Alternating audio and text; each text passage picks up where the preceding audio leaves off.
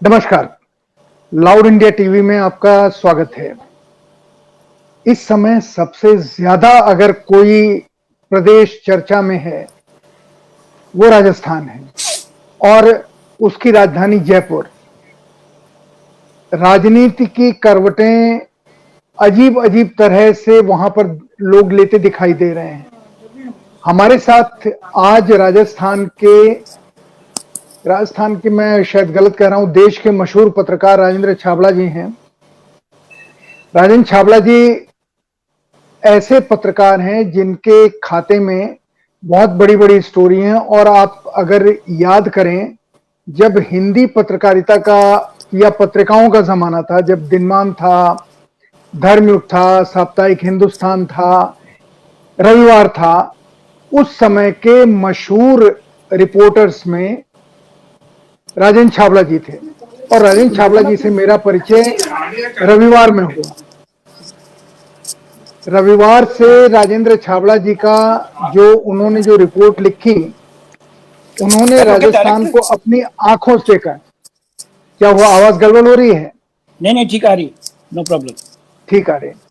तो राजेंद्र छाबड़ा जी से मेरा परिचय उन्हीं दिनों का है और ये बड़े पत्रकार हैं। इन्होंने कई सारे मुख्यमंत्रियों को देखा है। मैं राजेंद्र छाबड़ा जी से पहला सवाल राजस्थान की आज की हम सियासत के ऊपर आए। हम ये चाहेंगे कि राजेंद्र छाबड़ा जी शुरू में 1-2 मिनट का अपना ओपनिंग स्टेटमेंट दे दें, क्योंकि सारी दुनिया इस समय देख रही है और वो राजस्थान के आर्थिक, राजनीतिक, सामाजिक पहलुओं को जानना चाहती है। मैं जो दर्शक देख रहे हैं जो राजस्थान को नहीं जानते हैं, उन्हें मैं ये बताऊं कि राजस्थान ने इतिहास में सबसे ज्यादा लड़ाइयां देखी हैं। आपस की लड़ाइयां हैं, बाहर के जो हमलावर थे उनके साथ लड़ाइयां थी, मुगलों के साथ लड़ाइयां लड़ी राजस्थान के लोगों ने। और सबसे बड़ी चीज, आज के जमाने में राजस्थान के ही निकले हुए लोग देश के शीर्षस्थ पूंजीपति है, जिनको एक भी नाम लीजिए वो सब कहीं ना कहीं राजस्थान के किसी इलाके से निकला हुआ पूंजीपति है, धनपति है, जिसने की इंडस्ट्री लगाई और देश के आर्थिक विकास में योगदान किया।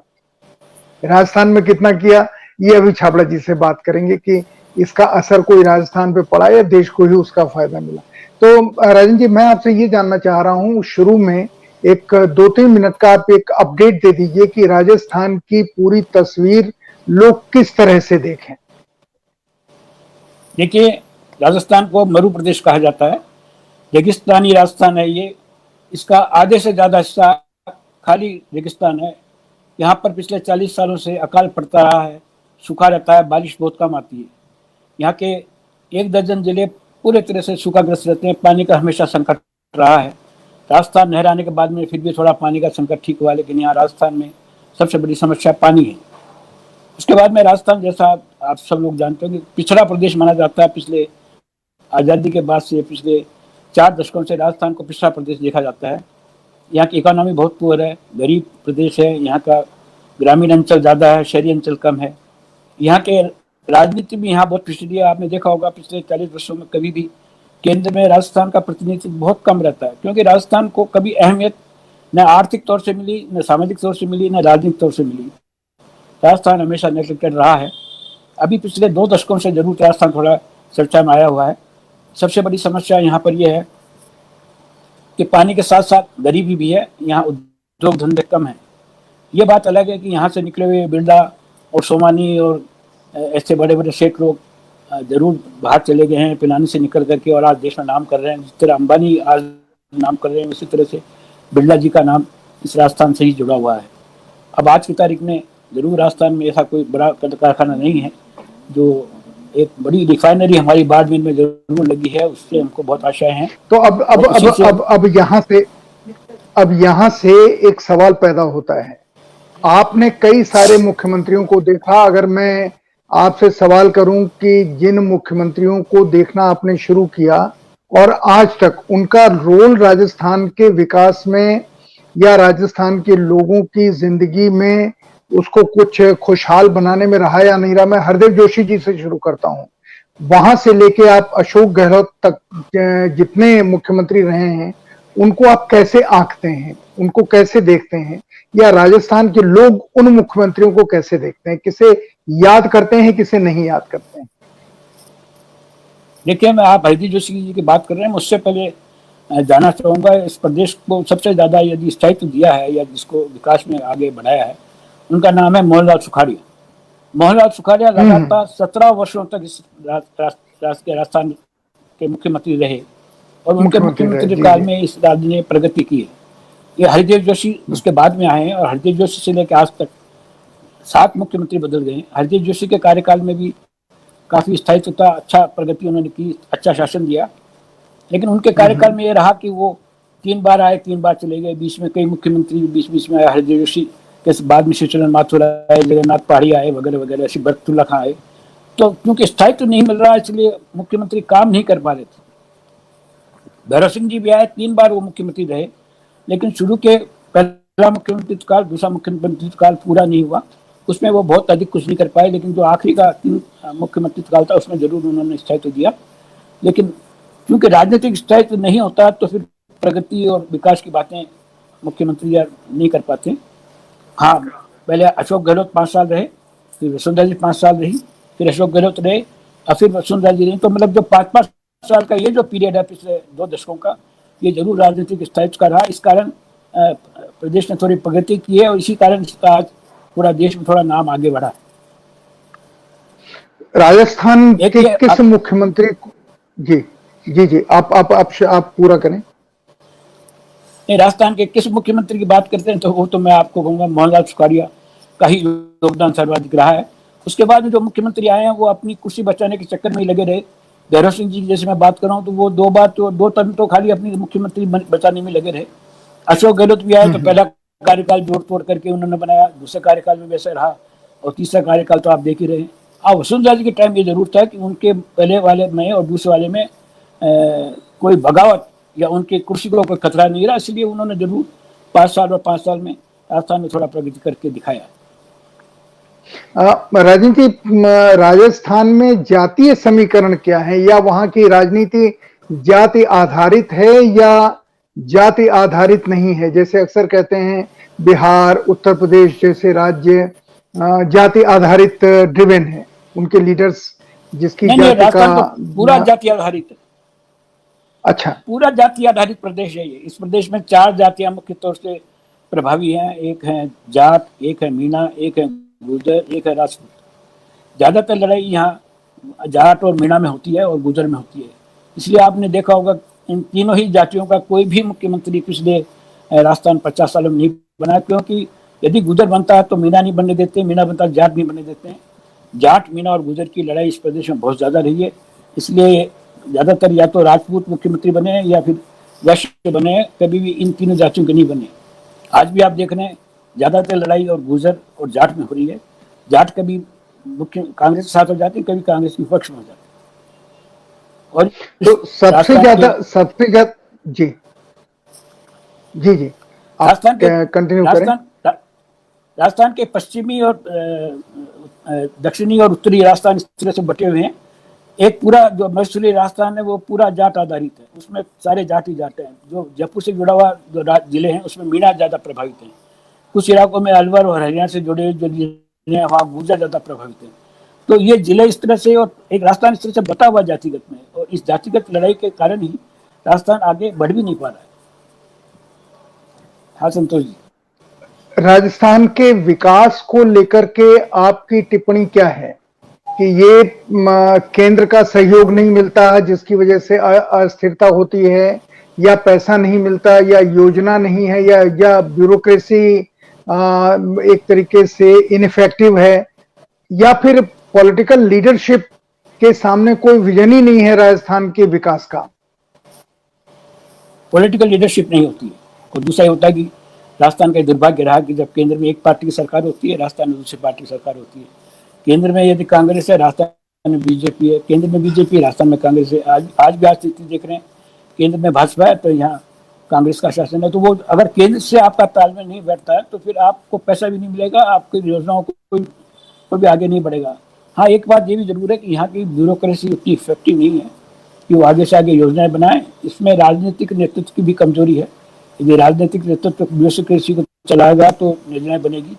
जैसे बाद में रिफाइनरी की योजना है, अब उस टाइम वसुंधरा जी ने भी, अभी अशोक गहलोत ने भी इस रिफाइनरी की योजना को आगे बढ़ाया, तो राजस्थान को इस योजना से बहुत ज्यादा उम्मीद है। लेकिन इस तरह की एक दो योजनाएं ही है, राजस्थान में ज्यादा योजनाएं आगे है नहीं, इसीलिए केंद्र से आप पैसा भी नहीं ला पा रहे। लेकिन राजस्थान में जो सबसे बड़ा आपने कहा कि मरुभूमि है, तो सोलर पावर की क्या पोजीशन है? क्योंकि आप तो जितना सूरज आपके यहाँ चमकता है, आप देश के बड़े हिस्से को बिजली सप्लाई कर सकते हैं। हाँ, एक ये राजस्थान के लिए सौभाग्य की बात है और राजस्थान के लिए एक वरदान भी है कि यहाँ सौर ऊर्जा का बहुत अच्छा स्कोप है।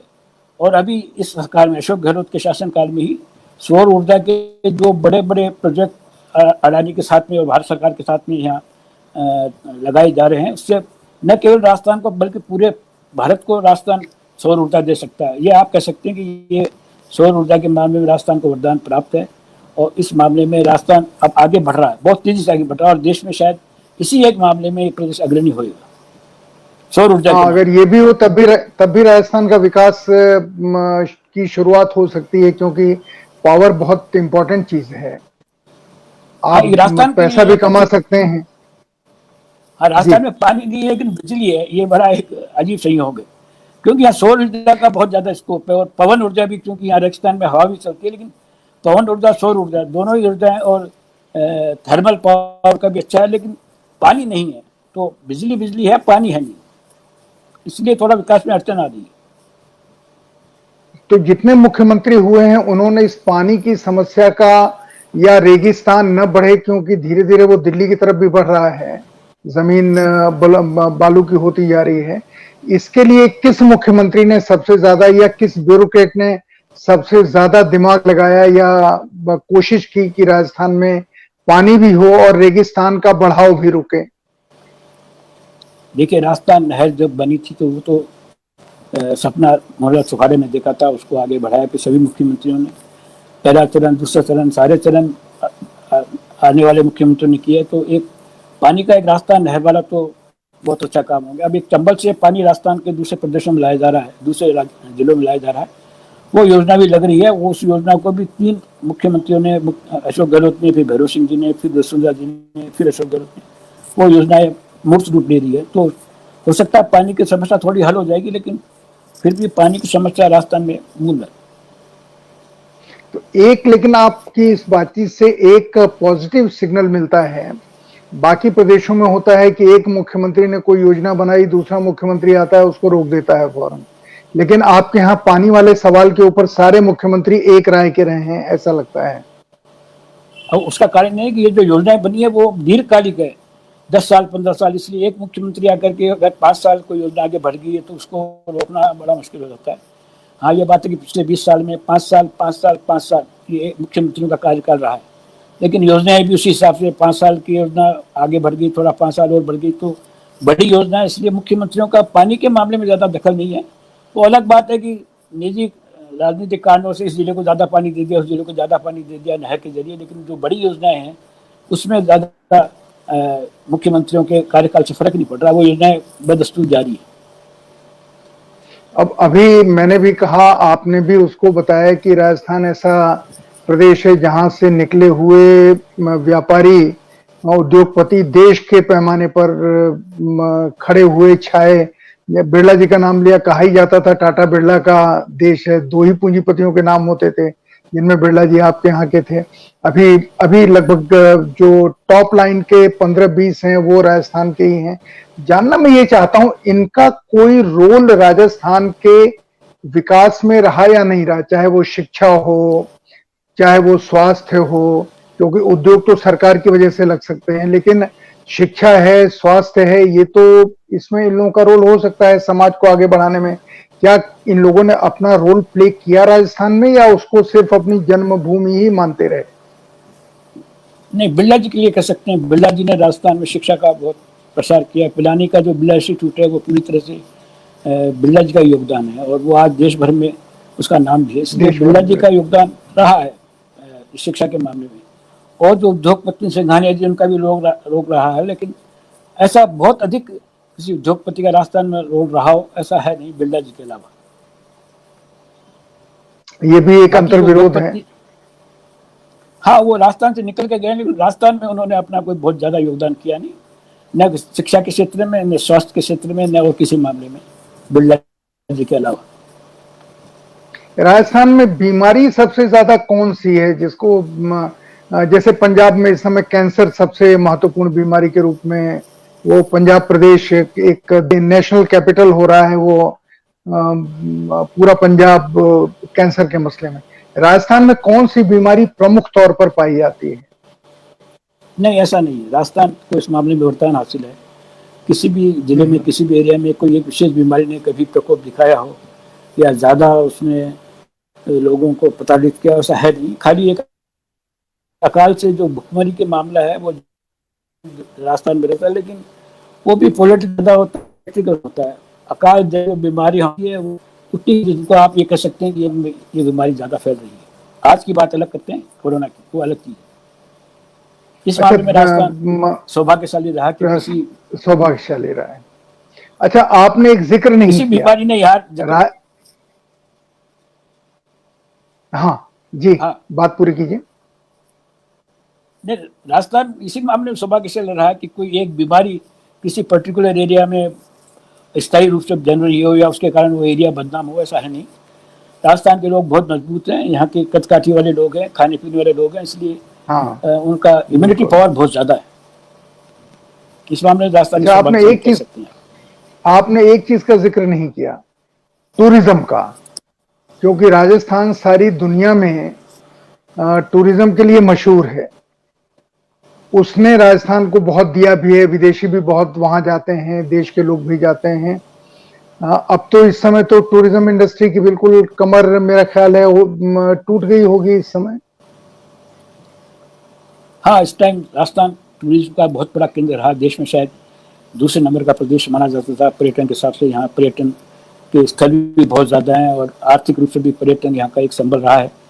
यहाँ के किले, यहाँ के पुरानी ऐतिहासिक इमारतें बहुत ज़्यादा हैं। राजस्थान में पहले से व्हील्स भी चलाई जाती है, लेकिन अब इस कोरोना काल से पहले भी राजस्थान का पर्यटन पिछले एक दशक में, 10 साल में थोड़ा पिछड़ता जा रहा है। उसका कारण है यहाँ का मैनेजमेंट शायद ठीक नहीं है पर्यटन के मामले में। अदरवाइज तो यहाँ फिल्म इंडस्ट्री वाले भी शूटिंग करने आते हैं। यहाँ जोधपुर में, उदयपुर में लेक हैं, फोर्ट हैं। पर्यटन के मामले तो राजस्थान बहुत पुष्कर तीर्थ है, वो तो राजस्थान बहुत आगे है। उसका लाभ हम लेकिन उठा नहीं पा रहे हैं। रणथंभौर का पार्क है, ये सब है, लेकिन उसका उपयोग नहीं हो रहा है। आज की तारीख में ये हमारे लिए पर्यटन बहुत पिछड़ गए हम लोग, क्योंकि या तो मुख्यमंत्री ध्यान नहीं दे रहे हैं या यहाँ के जो पर्यटन अधिकारियों को सौंपा जा रहा है वो प्रॉपर तरजीह नहीं दे रहे। इसलिए राजस्थान, बल्कि पैलेस और व्हील्स जो एक प्राइड थी, राजस्थान का गर्व था, वो भी आज की तारीख में पीछे चले गया, बंद होने की कगार पर आ रही।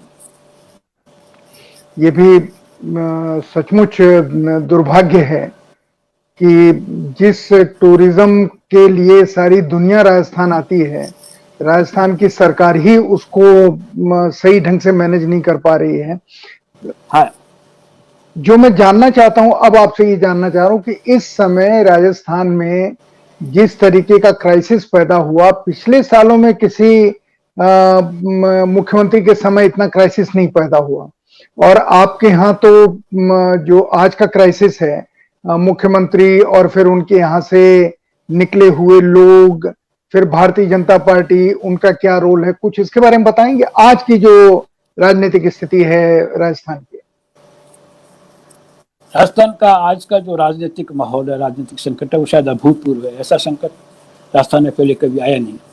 भैरव सिंह जी शेखावत उस टाइम उनको सरकार नहीं बनाने दी जा रही थी या वर्ष बचना रहे थे, लेकिन वो मैनेज कर लिए गए थे। इतना उठा पटक के इतना ज्यादा कयास पैदा नहीं होता। आज की तारीख में तो बहुत ज्यादा राजस्थान में कयास पैदा हो गया है और ये पता नहीं चल रहा है कि सरकार कहाँ काम कर रही है, कैसे काम कर रही है। अखबारों में आप देख रहे होंगे रोज धरना प्रदर्शन। पिछले 15 दिन से सरकार होटल में बंद है, विपक्षी पार्टियां अपनी खेल खेल रही हैं। राजस्थान की जनता कोरोना से पीड़ित हो रही है। बहुत ज्यादा स्थिति में राजस्थान की स्थिति बहुत ज्यादा खराब है। और अगर आप नया डेवलपमेंट ये हो गया कि जो राज्यपाल से सत्र आहूत करने की जो एक विवाद चल रहा था पिछले 4 दिन से, तो वो 3 दिन पहले धरना प्रदर्शन भी हुआ राजभवन में, जैसा अभूतपूर्व ऐसा कभी आज तक हुआ नहीं। नारेबाजी भी हुई। तो अभी अभी ये सूचना आई है कि 31 जुलाई से सत्र बुलाने का नया प्रस्ताव मुख्यमंत्री अशोक गहलोत की ओर से गवर्नर साहब को दिया गया है। अब वो 7 दिन का समय दिया है। अब गवर्नर साहब उसको मानते हैं नहीं मानते हैं, उसके कई इम्प्लीकेशन है। तो आज का दिन या जब तक गवर्नर साहब उसका रिप्लाई नहीं देते हैं तो बड़ा क्रूशियल है राजस्थान की राजनीति के लिए। और अगर आप अच्छा, ये बताइए, भारतीय जनता पार्टी और कांग्रेस में इनके प्लस पॉइंट क्या है, माइनस पॉइंट क्या है, इनके बीच के जो गुट हैं, जैसे भारतीय जनता पार्टी में भी गुट हैं वहां पे और कांग्रेस में भी हैं, तो ये कौन कौन है, क्या क्या लोग हैं, इनके दिमाग में क्या चल रहा है, क्यों ये क्राइसिस इतने ज्यादा ऊपर उभर करके आई, कुछ हम लोगों को जानकारी दीजिए। पहले मैं आपको भारतीय जनता पार्टी की बात कर लेता हूँ। भारतीय जनता पार्टी में जब भैरव सिंह शेखावत थे तो वो उनका इतना वर्चस्व था कि कोई ओपन में आकर के उनके खिलाफ विद्रोह नहीं कर सकता था। वो जब 1993 में अमेरिका गए तो पीछे से क्लीवलैंड गए तो पीछे से बगावत जरूर की गई, लेकिन उन्होंने मैनेज कर लिया था उसको और इतना बाहर नहीं आया था और किसी तरह का कयास पैदा नहीं हुआ था। लेकिन कांग्रेस में आज स्थिति दूसरी है। जो भाजपा की वर्तमान स्थिति है वो ये है कि अब तक वसुंधरा राजे राजस्थान में बहुत प्रभावशाली रही थी। पिछले जब उनका पहला कार्यकाल था मुख्यमंत्री का तब भी वो एक सत्ता राज उन्होंने किया। जो पिछले एक सत्ता राज के साथ एक ये प्लस पॉइंट ये है कि यहाँ आला कमान का कोई दखल नहीं है या कोई विद्रोह वाले लोग इस तरह से ओपन में नहीं आ सकते। नहीं तो वसुंधरा के आगे किसी ने हिम्मत की कि उनके खिलाफ विद्रोह करे पिछले वाले 5 साल में और इस वाले 5 साल में। वो अलग बात है कि भाजपा आला कमान से उनकी पटरी नहीं बैठी। पिछले वाले सरकार पिछले शासनकाल में भी आला कमान से उनकी पटरी नहीं बैठी थी। बराबर 2-2.5 साल तक तो वो केंद्रीय नेतृत्व से बात तक नहीं कर पा रही थी। वो संकट जरूर रास्ता में, लेकिन विद इन पार्टी वसुंधरा जी के खिलाफ कोई बगावत उस कार्यकाल में हुआ, इस कार्यकाल में ऐसा नहीं है। उनका इतना प्रभाव था और इतनी पकड़ थी कि वो विरोधियों को उठने दे पाई थी। राजस्थान में स्थिति बिल्कुल अलग है। राजस्थान में जब शेखावत अशोक गहलोत जब पहली बार आए तब भी यहाँ आला कमान का दखल बहुत है। राजस्थान में कांग्रेस का आला कमान दखल देता है। जब अशोक गहलोत पहली बार मुख्यमंत्री बनना चाह रहे थे तब भी नटवर सिंह और अशोक गहलोत में टकराव था कि कौन मुख्यमंत्री बनेगा। फिर वहां से पर्यवेक्षक आए, उन्होंने वोटिंग कराई, खैर अशोक गहलोत बन गए। तो उस टाइम जब नटवर सिंह का एक खेमा था वो आखिरी दम तक जो उनके साथ लोग जुड़े हुए थे वो अशोक गहलोत का विरोध करते रहे। उसके बाद पिछले चुनाव में सीपी जोशी बहुत बड़े कंटेंडर थे अशोक गहलोत के लिए, लेकिन वो एक वोट से हार गए, फिर वो बन नहीं पाए। लेकिन उनके जो खेमे के लोग थे वो अशोक गहलोत भाजपा आलाकमान के कांग्रेस आलाकमान के साथ मिलकर के उनका विरोध करते रहे, उनको चैन से नहीं जीने दिया। जहां तक वर्तमान स्थिति है वो बहुत ही असाधारण स्थिति है। सचिन पायलट पिछले 5 साल में जब वसुंधरा सरकार थी तो वो यहाँ के प्रदेश अध्यक्ष थे। उन्होंने 5 साल मेहनत की। 5 साल मेहनत करने के बाद में वो कांग्रेस को सत्ता में लेके आए। उनका ये मानना है कि क्योंकि मैंने मेहनत की इसलिए मुख्यमंत्री मेरे को मिलना चाहिए। लेकिन अशोक गहलोत क्योंकि कद्दावर नेता थे, दिल्ली में उनका वर्चस्व है, दिल्ली में उनकी पहुंच है, इसलिए उन्होंने 10-15 दिन तक ये हवापोह चलता रहा कि कौन मुख्यमंत्री बनेगा। लेकिन अंततः फैसला अशोक गहलोत के पक्ष में हुआ और सचिन पायलट उप मुख्यमंत्री बनने के लिए राजी हो गए। उस टाइम राहुल गांधी ने कहते हैं ऐसा समझौता कराया था कि दोनों बराबर करके चलेंगे, आधी आधी सत्ता बांट के चलेंगे, लेकिन हुआ ऐसा नहीं। अशोक गहलोत ने अपने प्रभाव से, अपने कस से या अपनी सूझबूझ से सरकार को, शासन को धीरे धीरे अपने पकड़ मजबूत बनाते रहे। सचिन पायलट हाशिए में जाते रहे। ये अभी यशोद घाटी मुख्यमंत्री ने खुद ने किया है कि पिछले 1.5 साल में उनकी सचिन पायलट से टॉकिंग टर्म्स ही नहीं है। कितनी बड़ी बात है। ये कमाल की चीज है, कमाल की चीज है। कितनी बड़ी बात है। एक प्रदेश अध्यक्ष जो उप मुख्यमंत्री भी है उसका टॉकिंग टर्म्स नहीं है, मुख्यमंत्री खुद कह रहे हैं। और शायद बाहर के लोगों को ज्यादा मालूम नहीं होगा, ये भी एक बड़ी बात है कि सचिन पायलट उप मुख्यमंत्री तो हैं, लेकिन वो पिछले 1.5 साल में एक दिन भी सचिवालय में नहीं आए, एक दिन भी अपने ऑफिस में बैठ के काम नहीं किया उन्होंने। वो अपने घर से काम कर रहे हैं। वो कैबिनेट की मीटिंग में भी यदा कदाई आते हैं। वो मुख्यमंत्री के साथ किसी मीटिंग में बहुत कम बैठते हैं। खाली जो दिखावा होता है कभी कभी, जैसा राहुल गांधी कभी दोनों को हाथ पकड़ के मिला देते हैं या एक साथ बस में बैठा देते हैं, वो खाली दिखावटी, अंदर में एक दूसरे के जानी दुश्मन हो रहे हैं। और अभी तो जैसा मुख्यमंत्री ने कहा अशोक गहलोत ने, ऐसा अशोक गहलोत का जो अब तक का जो उनका पिछला इतिहास रहा है या जो उनका एक इमेज रही है उसके विपरीत हट करके उन्होंने सचिन पायलट के लिए जिस भाषा का प्रयोग किया और जैसा राजभवन के मामले में उन्होंने कहा, तो अशोक गहलोत की एक नई इमेज आ रही है। ऐसा अशोक गहलोत के बारे में सोचा नहीं जा सकता था। तो मैं कहना ही चाह रहा था कि अशोक गहलोत और सचिन पायलट दोनों गुट इस टाइप एक दूसरे के आमने सामने टकराव हो रहे हैं। भाजपा खाली मूक दर्शक बनी हुई है। हाँ, इसमें एक विडंबना ये हो गई कि सचिन पायलट जो सोचते थे कि मेरे पास में 30 एमएलए हैं, मैं 30 एमएलए के साथ में लेकर के और बगावत कर दूंगा, तो वो शायद उसमें सफल नहीं हो पाए। उनके पास में एमएलए 18 या 19 ही रह गए। इसलिए आज बहुमत अशोक गहलोत के साथ में, इसलिए सचिन पायलट बगावत नहीं कर पाए। लेकिन वो आज सरकार को अस्थिर करने में पूरी तरह सक्षम है। और जो आज स्थिति हो रही है वो यही हो रही है कि अशोक गहलोत के पास में यदि सचिन पायलट के 19 विधायक बाहर चले जाते हैं तो उनके पास में प्रत्यक्ष रूप से बहुमत नहीं है। वो निर्दलियों के साथ में या बसपा के 6 विधायकों के साथ में मिलकर के 102 का दावा करते हैं, लेकिन प्रत्यक्ष रूप से कांग्रेस में कितने एमएलए उनके साथ हैं वो अब घट करके केवल 88 रह गए हैं, वो बहुत कम हो गए। इसलिए वो एक संकट उनके पास में है। अब ये संकट कैसे टलेगा? इस टाइम तो सरकार पूरी तरह भाड़ेबंदी में है, होटलों में बैठी हुई है, वहीं से 15 दिन से सरकार चला रहे हैं। राजस्थान में कोरोना की स्थिति बहुत भयावह हो गई है। 1000 से ज़्यादा केस रोज आने लग गए हैं। अकेले अलवर में 371 केस कल आए हैं। 271 मुख्यमंत्री के गृह जिले में आ रहे हैं। स्थिति विस्फोटक हो रही है, लेकिन सरकार को उससे कोई लेना देना नहीं है। उनके स्वास्थ्य मंत्री भी और मुख्यमंत्री खुद भी होटल में बैठ करके और अपनी सरकार को बचाने में लग रहे हैं। ये कोरोना का संकट बहुत ज्यादा गहरा होता जा रहा है। पर अभी आपने बहुत महत्वपूर्ण बात बताई कि 1.5 साल से सचिन पायलट सेक्रेटेरिएट आए ही नहीं।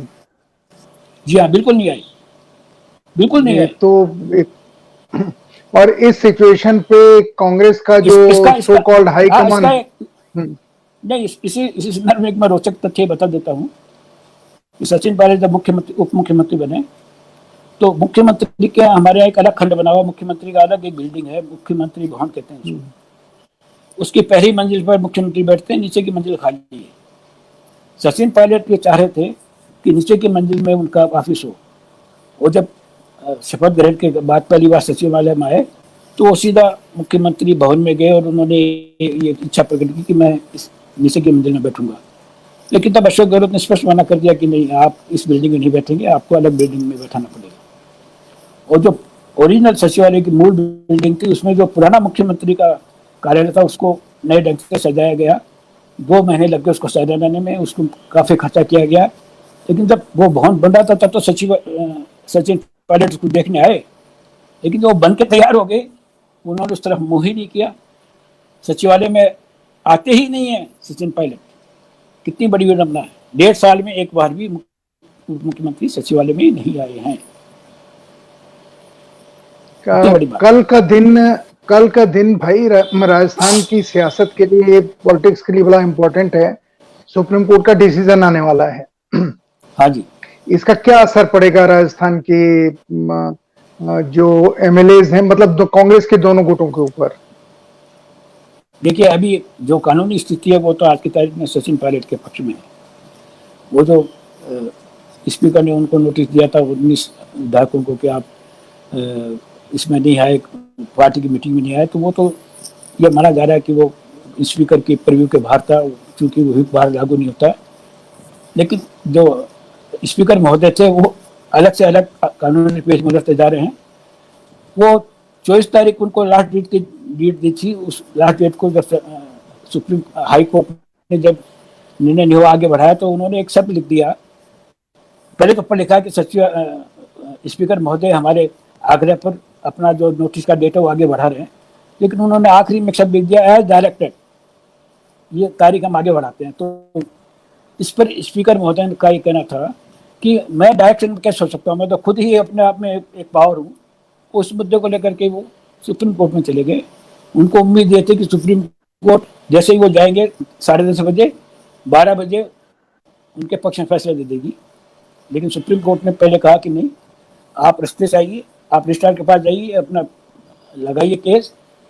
और तब उनका अगले दिन नंबर आया, एक दिन में से खराब हो गया। अगले दिन जब उनका सुनवाई का नंबर आया तो सुप्रीम कोर्ट ने कहा कि नहीं, इसको बाकायदा सुना जाएगा, जल्दीबाजी में नहीं होगा, इसलिए आप अपना इसको रोके रखिए सोमवार तक। उसमें सब फिर उन्होंने हमको रोक लगा दी कि आप सोमवार तक आदेश नहीं देंगे। तो बताया जा रहा है कि कल फिर इस नए हाई कोर्ट के नए आदेश को लेकर के फिर स्पीकर महोदय फिर सुप्रीम कोर्ट में जा रहे हैं। और एक दूसरा मुद्दा जो सुप्रीम कोर्ट में जाने का होगा वो ये है कि बसपा के 6 विधायक हमारे यहाँ थे, उनको अशोक गहलोत ने किसी भी तरह से राजी करके और 8 महीने पहले उनको कांग्रेस में शामिल कर लिया। होना ही चाहिए था कि अध्यक्ष जो पार्टी का होता है वो इसमें पार्टी होता है वो उनको शामिल करता है, लेकिन सचिन पायलट की बिना मर्जी के, बिना उनको कॉन्फिडेंस में लिए उन्होंने 6 विधायकों को अपने पक्ष में शामिल कर लिया। तो शामिल करने के बाद में उनको औपचारिक रूप से शामिल करने का मुद्दा भी 3 महीने तक लटकता रहा और बाद में चुपचाप अशोक गहलोत उनको दिल्ली ले गए और 6 विधायकों को दिल्ली में ले जाकर कांग्रेस में शामिल करवाया। सचिन पायलट को पता भी नहीं लगा, उसमें पार्टी भी नहीं थी। अब जो भाजपा है वो ये कह रही है कि जो 6 विधायक आपने शामिल किए हैं ये गैर कानूनी है, ये कांग्रेस के लोग नहीं है, कांग्रेस में शामिल नहीं हो सकते, क्योंकि बसपा राष्ट्रीय पार्टी है और राष्ट्रीय पार्टी की जो अध्यक्ष है मायावती जी, उन्होंने कहा कि नहीं, मैं अपने विधायकों को कांग्रेस में शामिल नहीं करना चाहती और नहीं करूंगी। और उन्होंने अपने विधायकों को 6 विधायकों को उल्टा नोटिस दिया है कि आप पार्टी छोड़ के कैसे चले गए वहां। तो भारतीय जनता पार्टी कोर्ट में इस बात को लेके गई है कि साहब ये जो 6 सदस्य हैं ये कांग्रेस के लोग नहीं है, ये कांग्रेस के बाहर के लोग हैं, इसलिए आप जो अशोक गहलोत दावा कर रहे हैं कि मेरी सदस्य संख्या 102 हो गई है वो गलत है, इस पर निर्णय करिए। यह मुद्दा 6 महीने से स्पीकर महोदय के दरबार में अटका हुआ था। अब चूंकि अब राजनीति का माहौल गर्म हुआ तो इसको नए सिरे से हाईकोर्ट में ले गए। हाईकोर्ट में इस मामले पर भी कल सुनवाई होगी। यदि 6 सदस्य अयोग्य हो जाते हैं, 6 सदस्य अयोग्य हो जाते हैं तो फिर सिनेरियो और भी पलट जाएगा। और उधर यदि वो नोटिस खारिज कर दिया जो 19 सदस्यों को स्पीकर महोदय ने दिया था कि आप नोटिस नहीं दे सकते, ये आपके अधिकार क्षेत्र में नहीं है, तो वो फिर मुद्दा अलग हो जाएगा। और यदि इस मुद्दे पर एक दूसरे के खिलाफ कोई जाता वो फिर सुप्रीम कोर्ट में चले जाएंगे। इसलिए कानूनी दाव पे तो बहुत ज़्यादा लंबा हो गया है। लेकिन अब मुख्य समस्या ये है कि 15 दिन से सरकार उनके 102 या 100 जैसा बताते हैं सारे बाड़ाबंदी में एक होटल में बंद है। अब यदि राज्यपाल महोदय ये कहते हैं कि नहीं, कोरोना के कारण या और दूसरे विधिक कारणों से आप सत्र नहीं बुला सकते, जैसा कि उन्होंने आग्रह किया कि 31 जुलाई से सत्र बुलाना, 31 अगस्त से 1 अगस्त से सत्र बुलाया जाए, तो यदि सत्र नहीं बुलाते हैं तो ये अपना बहुमत सिद्ध नहीं करेंगे। बहुमत इसलिए सिद्ध करना चाहते हैं कि बताया जाता है कि 102 जो विधायक का ये दावा कर रहे हैं उसमें अभी भी 10-15 लोग सचिन पायलट के समर्थक हैं।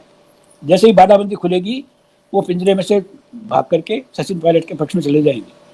इसलिए चाहते हैं कि वो सचिन पायलट के पाले में जाए, वो सीधा होटल से लाके उनको विधानसभा में पेश कर दें, विधानसभा में बहुमत शामिल कर दें और फिर आराम से 6 महीने अपनी सरकार चलाए।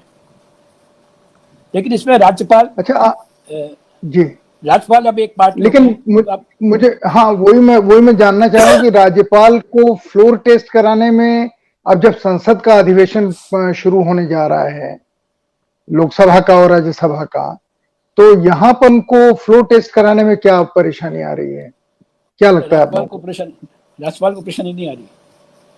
पूरी जो एक गणित या जो पूरी जाजम बिछी हुई है, अगर आप फ्लोर टेस्ट राज्यपाल दे देते हैं अनुमति, तो फ्लोर टेस्ट में तो आज वो बाड़ाबंदी से सीधा होटल में से विधानसभा में ले आएंगे, विधानसभा में 102 दिखा देंगे, उसके बाद में वो स्वतंत्र हो गए, वो तो फिर कह देंगे हमारे पास बहुमत है। लेकिन सवाल ये कि राज्यपाल परमिशन इसलिए नहीं देना चाहते कि उनको, जैसा अशोक गहलोत आरोप लगा रहे हैं कि उनसे ऊपर से इशारा किया हुआ कि आप परमिशन मत दीजिए। हाँ जी, हाँ आ गया। हाँ संतोष जी आ गया।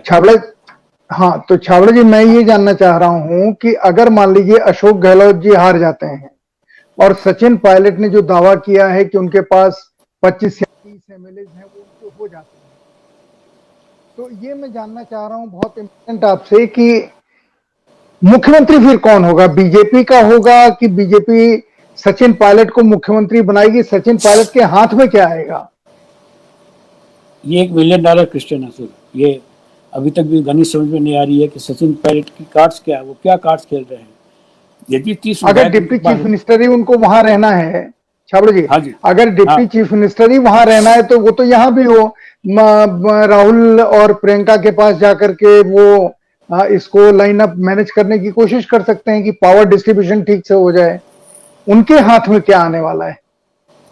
ऐसा जो चर्चा है, हालांकि इसका कोई पुख्ता प्रमाण नहीं है और भाजपा के लोग भी इसको नकार रहे हैं कि शायद जो भाजपा की स्थानीय नेतृत्व है उन्होंने सचिन पायलट से ये सौदा किया हुआ था कि यदि आप 30 विधायक ले आते हैं तो आप 30 विधायक ले आइए, हम आपको बाहर से समर्थन दे देंगे, आपको मुख्यमंत्री बना देंगे। तो एक बार जो सचिन पायलट का जो सपना है या जो उनका एक महत्वाकांक्षा है कि वो मुख्यमंत्री बन जाए, वो एक बार मुख्यमंत्री बन जाएंगे, ऐसा ऐसा उम्मीद थी। लेकिन चूंकि वो 30 विधायक ला नहीं पाए इसलिए भाजपा पीछे हट गई। अब सचिन पायलट का क्या आगे एजेंडा है वो मना कर चुके, मैं भाजपा में नहीं जाऊंगा, मैं अलग पार्टी भी नहीं बनाऊंगा, मैं कांग्रेस में ही रहूंगा और अशोक गहलोत का विरोध करता रहूंगा, मेरा विरोध खाली अशोक गहलोत से है। तो जो राजनीतिक पर्यवेक्षक हैं, जो जानकार हैं, वो ऐसा सोच रहे हैं कि जो कांग्रेस आला कमान है वो अभी तक सचिन पायलट को अलग करके नहीं चल रही है, उनको पार्टी से नहीं निकाला है। अब कुछ 2-3 दिन से सचिन पायलट के खिलाफ कोई बयानबाजी भी नहीं हो रही और सचिन पायलट अपनी कांग्रेस पार्टी के खिलाफ नहीं बोल रहे, खाली पहली बार अशोक गहलोत के खिलाफ बने। तो मैं एक बहुत महत्वपूर्ण जानकारी देना चाह रहा हूँ कि शायद ये कंप्रोमाइज हो जाए, जैसा सचिन पायलट के खेमे के लोग बता भी रहे हैं। सचिन पायलट का कहना है कि मैं नहीं बनूँ कोई बात नहीं, लेकिन आप अशोक गहलोत को हटा दीजिए, इस बात पर कंप्रोमाइज हो सकता है। तो एक नया मुख्यमंत्री तीसरा जो कांग्रेस का ही हो सकता है वो आ जाएगा, तो शायद ये पार्टी का संकट टल सकता है। क्योंकि सचिन पायलट अब ये मुझे बताइए जी, आज की तारीख मुख्यमंत्री सचिन पायलट बन पाएंगे ऐसा तो कोई आसार नजर नहीं आ रहा। नहीं लगता है। एक अब मुझे ये बताइए कि हाँ, वसुंधरा जी की चुप्पी का क्या राज? हाँ, इसी में एक बात मैं ये जोड़ रहा हूँ कि जो भाजपा के लोगों ने जो अंदरूनी जो पैक्ट किया सचिन पायलट से कि साहब मैं मुख्यमंत्री बन जाऊंगा, आप मेरे को समर्थन दीजिए, ऐसा बताते हैं कि वसुंधरा जी इस पैक्ट से या इस तथाकथित समझौते से बेहद खफा है। उनका यह मानना है कि मेरे रहते हुए दूसरा आदमी या सचिन पायलट मुख्यमंत्री बने, ये स्वीकार्य उन्हें नहीं होगा। इसमें एक तीसरा फैक्टर हो रहा है, वो है गजेंद्र सिंह शेखावत, मैं यही पूछने जा रहा था, जो जोधपुर से सांसद हैं और जो इस टाइम केंद्रीय मंत्री भी। गजेंद्र सिंह शेखावत के साथ 2 माइनस पॉइंट हो रहे हैं। एक तो ये कि वो जोधपुर के हैं, उन्होंने मुख्यमंत्री अशोक गहलोत के बेटे को वैभव गहलोत को हराया है, इसलिए मुख्यमंत्री की उनसे डायरेक्ट दुश्मनी है। और विद इन भाजपा वो कंटेंडर है मुख्यमंत्री पद के वसुंधरा को हटा करके, और केंद्रीय नेतृत्व के भी वो नॉमिनी है राजस्थान में मुख्यमंत्री बनने के। और ऐसा माना जा रहा है कि भाजपा आलाकमान भी गजेंद्र सिंह को एज मुख्यमंत्री आगे प्रोजेक्ट कर रही है। लेकिन गजेंद्र सिंह के खिलाफ जो ये हमला हो रहा है, उन्हें जो इस टाइम तथाकथित वीडियो टेप में या उसमें फंसाया जा रहा है, वो सिर्फ अशोक गहलोत खेमा इसलिए कर रहा है कि वो अब वैभव गहलोत से अपना बदला चुकाना चाह रही है गजेंद्र सिंह शेखावत के साथ में। और इस तथाकथित योजना को वसुंधरा जी अंदर से समर्थन कर रही है, इसलिए कि वो भी शेखावत को निपटना चाहती है कि यदि वो ये कांटा उनके राह से हट जाएगा तो फिर वसुंधरा जी का है और दूसरा मुख्यमंत्री का कोई दावेदार राजस्थान में जो और 2-3 लोग हैं नहीं ऐसा, इसलिए बहुत उलझा हुआ मामला हो रहा है जी। अच्छा, चूंकि आप सारी अंदरूनी भारतीय जनता पार्टी हो या कांग्रेस की हो, आप इसकी राजनीति जानते हैं। पिछले जो 5 साल बीते हैं वसुंधरा जी के, दिल्ली में और राजस्थान में भी जब जब हम आए, आप लोगों से बातचीत हुई या लोगों से बातचीत हुई, सबके दिमाग में एक बात थी कि जो सेंट्रल पार्टी है बीजेपी की, जो अमित शाह और या राजनाथ जी या मोदी जी के साथ वाले लोग हैं, वो वसुंधरा जी को यहां से डिसलॉज करना चाहते हैं। वो चाहते हैं वसुंधरा जी राजस्थान खाली करें। तो क्या वो लोग भी अभी कोई अपना स्कोर सेटल कर रहे हैं?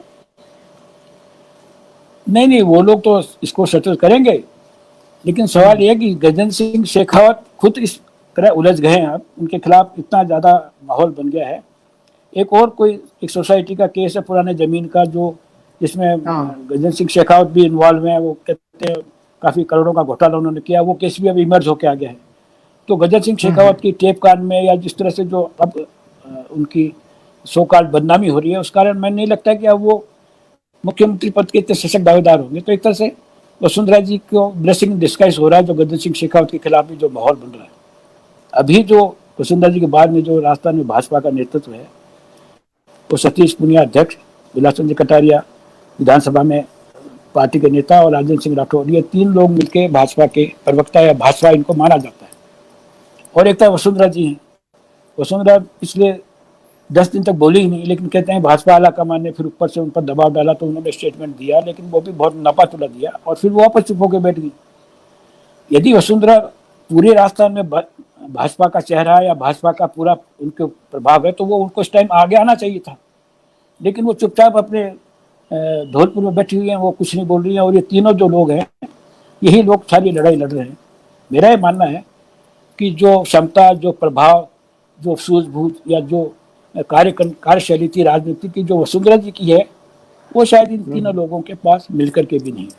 आज वसुंधरा जी सीन में होती तो बात ही दूसरी थी। कुछ लोग ये भी आरोप लगा रहे हैं कि वो चुपचाप उन्होंने अशोक गहलोत को हामी कर रखी कि आप आगे बढ़िए, मैं चुपचाप बैठी। तो एक बड़ा अजीब वातावरण हो रहा है राजस्थान में। अच्छा, इसमें क्या सच्चाई है कि कुछ कांग्रेस एमएलए को वसुंधरा जी ने फोन करके कहा कि तुम लोग क्यों अशोक गहलोत का विरोध कर रहे हो? कुछ खबर ऐसी बीच में आई थी। हाँ, ऐसी खबर आई है। और जो सिनेरियो था वो उस टाइम वो इसी बात का था कि आरोप भी लगा था, हनुमान बेनीवाल वो उनके वसुंधरा जी के पूरे घोर विरोधी हैं। उन्होंने आरोप लगा था कि उनकी जानकारी में 2 एमएलए को उन्होंने फोन किया कि आप अशोक गहलोत को साथ दीजिए। तो जब ये खबरें बाहर आई तब ये भाजपा आला कमान ने कहते हैं वसुंधरा जी को डाटा फटकारा है, जैसा भी कहा होगा, तभी उनका वक्तव्य आया कि नहीं मेरा पूरी डेडिकेशन पार्टी के साथ में और मैंने किसी को कोई फोन नहीं किया। लेकिन वो फिर चुप होकर बैठ गई हैं। इसलिए हो सकता है उनका खाली वसुंधरा जी का मानना ये है कि मुख्यमंत्री पद की मैं अकेली दावेदार हूँ, गजेंद्र सिंह शेखावत जो आगे बढ़ रहे हैं वो उनको रोकना उनका एक उद्देश्य है। और जो चाहे सतीश जी पूनिया हो, चाहे गुलाब जी हो, चाहे राजेंद्र सिंह राठौड़ हो, ये कोई मुख्यमंत्री पद के दावेदार नहीं है या ये मटेरियल भी नहीं है। गजेंद्र सिंह शेखावत भाजपा वाला कमाया। बड़ी चीज आप कह रहे हैं कि ये चीफ मिनिस्टर मटेरियल नहीं। आज की तारीख में तो तीनों लग नहीं रहे कि चीफ मिनिस्टर मटेरियल है। इनके साथ में राजस्थान में लोग जुड़ सकते हैं, पार्टी जुड़ सकती है, न अध्यक्ष के साथ जुड़ सकती है, न कटारिया के साथ जुड़ सकती है, न राजेंद्र राठौड़ के साथ जुड़ सकती है। यदि आज भी भाजपा में यदि किसी का प्रभाव है, एक क्षेत्र नेता जिसको मान सकते हैं, वो वसुंधरा राजे है। ये अनडिस्प्यूटेड है। इसमें आप वो भाजपा आला कमान उनको पसंद नहीं करे वो अलग बात। और ये भी मानना है कि आज यदि वसुंधरा राजे सीन में होती और वो विरोध करती तो हालात दूसरे होते। और अब आखिर में जी अब इस चर्चा में, क्योंकि आपने बहुत ये आप कुछ कह रहे थे, पूरा कीजिए। जहां तक कांग्रेस का सवाल है, कांग्रेस में अशोक गहलोत इस समय बहुत दुविधा में फंस गए। यदि फ्लोर टेस्ट नहीं होता है तो जैसा उन्होंने दावा किया या घोषणा की है कि मैं चाहे फ्लोर टेस्ट होगा जब तक मैं होटल में बैठा रहूंगा, होटल से ही सरकार चलाऊंगा, वो प्रैक्टिकल नहीं है, वो संभव नहीं है। क्योंकि इससे जनता में उनकी इमेज, उनका माहौल खराब होता जा रहा है। पिछले आप 15 दिन से होटल में हैं, होटल में आप लगान पिक्चर देख रहे हैं, मुगल आजम देख रहे हैं, अनारकली देख रहे हैं, अंताक्षरियां कर रहे हैं, या आपकी जो महिला विधायिका है वो किचन में जाकर के इटालियन डिश बनाना सीख रही है। एक चर्चा ही चली है जो बड़ी मजाक किया है कि जो ममता भूपेश हैं, जो मंत्री भी हैं, वो इटालियन डिश इसलिए बनाना सीख रही है ताकि सोनिया जी को राजी कर सके, देखिए मैं आपकी इटालियन सीख रही हूँ। तो एक ये जो सब चीजें बाहर आ रही है, जिससे जनता में अच्छा मैसेज नहीं जा रहा है। आप लगान पिक्चर देख रहे हैं, आप मुगल आजम देख रहे हैं, आप अनारकली देख रहे हैं, आप शोले देख रहे हैं, और यहाँ जनता मर रही है। आप कोरोना के केस पिछले 6 दिन में इतने ज्यादा बढ़ गए कि भयावह स्थिति हो गई है। लेकिन हमारे स्वास्थ्य मंत्री हैं, उनको बाड़ेबंदी से फुर्सत नहीं है। मंत्री लोग पिछले 10 दिन से 15 दिन से सचिवालय में आए ही नहीं है। स्टैंड हो गया सचिवालय। ब्यूरोक्रेसी बिल्कुल उदासीन होकर बैठी है, सरकार में कोई काम नहीं हो रहा। तो ये स्थिति, यदि राज्यपाल और परमिशन नहीं देते हैं 7 दिन या 10 दिन, तो क्या आप वहीं बैठे रहेंगे? और यदि जैसे ही आपने वहां से खोला बाड़ेबंदी, और आपके 8 से 10 विधायक भाग करके सचिन पायलट के पास चले जाएंगे पिंजरा खुलते, ऐसा कहते हैं। इसलिए इस टाइम अशोक गहलोत की स्थिति तो बहुत ज्यादा न खाते बनता है न उगलते बनता वाली हो रही है। अब आपने बहुत जानकारी सारी दुनिया को दी राजस्थान की स्थिति के बारे में, मुझे भी नहीं थी, किसी को भी नहीं थी, जितनी खबरें आपने दी और जो ओवरऑल एनालिसिस की। अब मैं आपसे आखिर में चाहता हूं कि सारी सिचुएशन को कल से क्या होगा, या आज जो हमारी अभी आपकी बात खत्म होगी तब से लेके अगले 5 दिन 6 दिन में क्या घटनाएं घट सकती हैं, क्या राजनीतिक समीकरण बन सकता है, इसके बारे में आपका अपना आकलन क्या है? देखिए, एक बात जो इसमें बहुत बताने का रह गया था, वो भी बहुत जरूरी थी, कि परसों जब अशोक गहलोत अपने लोगों को लेके, विधायकों को लेकर राजभवन में गए और अंदर उन्होंने नारेबाजी की, धरना दिया, वो कहते हैं गवर्नर को बिल्कुल पसंद नहीं आया। उन्होंने ओरिजिनली खाली 2 लोगों के मिलने का समय मांगा था और सिर्फ ये कहा था कि विधायकगण आएंगे, बस में बैठ करके आपको दिखा देंगे कि यहाँ बैठे हैं, लेकिन वो अंदर जाकर के नारेबाजी कर रहे हैं, गहलोत आगे बढ़ो हम तुम्हारे साथ है, या जोर की टक्कर में हमारा नारा है, वगैरह वगैरह। तो वो राज्यपाल को बिल्कुल रास नहीं आया। और उससे पहले अशोक गहलोत ने यह बयान दे दिया कि यदि राज्यपाल हमारा सत्र बुलाने की मांग नहीं मानेंगे तो प्रदेश की 8 करोड़ जनता राजभवन को घेर लेगी। हाँ। वो घेर लेगी, यह उन्होंने वक्तव्य दिया और धरने पर आके बैठ गए वहां पर। और 5:30 बजे टेंट आ गए बाहर से, टेंट लग रहे थे कि हम अनिश्चितकालीन धरना देंगे, यहीं सोएंगे, यहीं बिताएंगे रात। तो ऐसा बताया जाता है कि गवर्नर साहब ने दिल्ली बात कर ली कि मेरी सुरक्षा को खतरा है तो सीआरपीएफ को लगाया जाए। और वो सीआरपीएफ, यदि धरना उनका 8 बजे तक नहीं उठता और सीआरपीएफ आ जाती तो बोलते हैं राज्य में राष्ट्रपति शासन की पूरी संभावना तैयारी हो गई थी। लेकिन ऐसी सूचना है कि 5:30 बजे या 6:30 बजे के लगभग दिल्ली से कांग्रेस आला कमान का अशोक गहलोत के पास फोन आया कि आप ये सब नाटकबाजी बंद करिए, आप तुरंत राजभवन खाली करिए। और तब वो हठात, जहां तो टेंट आ रहे थे, वो हठात वो राजभवन खाली करके चले गए। तो वो राष्ट्रपति शासन लगता बच गया। लेकिन सवाल यह कि अब यदि राज्यपाल सत्र बुलाने की अनुमति नहीं देते हैं तो अशोक गहलोत क्या करेंगे? क्या वहीं बैठे रहेंगे? कब तक वो बाड़ेबंदी करेंगे? और यदि उनको खुला छोड़ देते हैं तो वो भाग करके सचिन पायलट खेमे में जा सकते हैं। और राज्यपाल यदि सत्र का दे देते अनुमति, जो कि संभावना कम लग रही है, जितना हालत बिगड़ गई है, तो फिर अशोक गहलोत निश्चित रूप में अपना बहुमत सिद्ध कर देंगे और फिर वो 6 महीने तक आराम से शासन चला सकते हैं।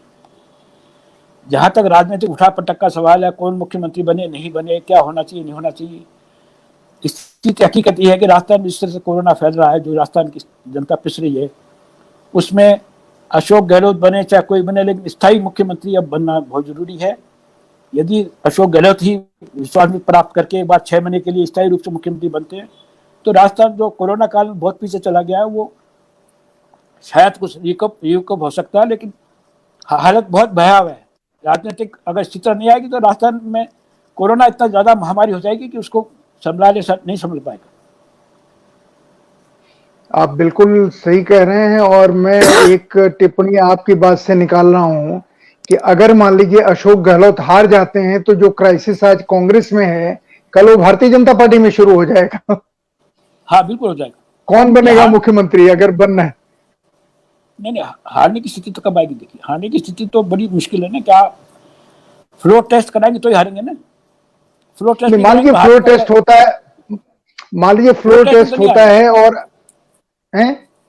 फ्लोर टेस्ट में हारने की संभावना बहुत कम है, बहुत कम। अलग बात है अशोक गहलोत जो 19 विधायक, उनके अलावा भी अभी जैसा सचिन पायलट का दावा है कि वो कुल 30 मेंबर उनके साथ थे, यदि वो 10-12 मेंबर बगावत कर देते हैं और विपक्ष में वोट दे देते हैं, वो एक संभावना नजर आती है। उस टाइम फिर अशोक गहलोत की सरकार गिर सकती है। तो लेकिन फिर तत्काल राष्ट्रपति शासन लगेगा। एक बार भाजपा का मुख्यमंत्री कोई बनने वाला है नहीं, न कांग्रेस में बनेगा। एक रास्ता जो कांग्रेस सरकार को बचाने का है वो या तो फ्लोर टेस्ट में अशोक गहलोत विजयी हो जाते हैं, या फिर पार्टी कंप्रोमाइज हो जाए कि न अशोक गहलोत न सचिन पायलट, कोई तीसरा मुख्यमंत्री बना दो, तो पार्टी का ये संतोष एक बार बंद हो सकता है। तो राजेंद्र छाबड़ा जी, आपको बहुत बहुत धन्यवाद देते हैं। आपने जितनी जानकारी दी ये सचमुच बहुत वैल्यूएबल जानकारी है। और देश के लोग या विदेश के लोग, जो पहला हिस्सा था उसमें राजस्थान के अंतर्विरोध जो विकास को लेके हैं, या राजस्थान की अपनी त्रासदी, पानी, बालू, इन सब को लेके, कोरोना को लेकर के, और बाद में जो आपने आज की स्थिति का विश्लेषण किया उसके लिए आपको बहुत बहुत धन्यवाद। और आपके साथ फिर हम मेरा ख्याल है अभी राजस्थान अगले 7 दिन 8 दिन तक आपने जो एक इशारा किया है डेट का 31 तक, तो वो चर्चा में सारे देश में रहने ही वाला है। तो मैं आपको बीच में फिर तकलीफ दूंगा ताकि आप नया अपडेट हमको दे सकें, क्योंकि आप उन पत्रकारों में हैं जो सारी घटनाओं को घटने से पहले कैसे घट रही हैं उसका अंदाजा कर लेते हैं। आपकी पूरी पत्रकारिता ने तो मुझे यही बताया है, और ऐसे लोग अब कम पत्रकार हैं। राजस्थान में तो बहुत कम है, देश में भी कम है ऐसे पत्रकार। जिस तरह का आपने जर्नलिज्म किया है, जिस तरह से लोग आपसे खुले हुए हैं, भैरव सिंह जी रहे हों या वसुंधरा जी रही हों या कांग्रेस के लोग रहे हों, सब आपसे जितना खुले हुए हैं वो सचमुच आपकी ताकत है, और इसीलिए आपने इतनी सारी जानकारी हमको दी। आपको बहुत बहुत धन्यवाद। कई बार बीच में इंटरनेट गड़बड़ हुआ, लेकिन अब ये तो हमारा डिजिटल इंडिया है, उसका क्या कर सकते हैं। तो आपको बहुत बहुत धन्यवाद, और फिर आपसे राजस्थान के सवाल के ऊपर हम संभव हुआ तो मंगल को आपसे एक बार फिर बात करेंगे, ताकि अपडेट मिल सके देश को कि क्या हो रहा है राजस्थान। नमस्कार। नमस्कार। तो आप लाउड इंडिया टीवी के दर्शकों, आप देख रहे थे राजेंद्र छाबड़ा जी को, और आपने अंदाज किया होगा कि इनके पास जो जानकारी है वो जानकारी जो कल घटना घटने वाली है। ऐसे पत्रकारिता अब नहीं हो रही है, और जो टेलीविजन की पत्रकारिता हो रही है उसके आगे आज जो राजेंद्र छाबड़ा जी ने कहा, आप सोच लीजिए कि जिस तरह की राजस्थान की रिपोर्टिंग हो रही है टेलीविजन के ऊपर, किसी भी चैनल के ऊपर, वो कितना सुपरफिशियल है और इनसाइड स्टोरीज क्या हैं, वो राजेंद्र छाबड़ा जी से बात करके आपने, इनकी बात सुन करके आपने अंदाजा किया होगा। तो मैं आपसे विदा लेता हूं, और कोशिश करूंगा कि राजस्थान की अगली स्थिति क्या होने वाली है उसके बारे में मैं आपको अगले 2-3 दिनों में इन्हीं से बात करके फिर अपडेट कर सकूं। नमस्कार।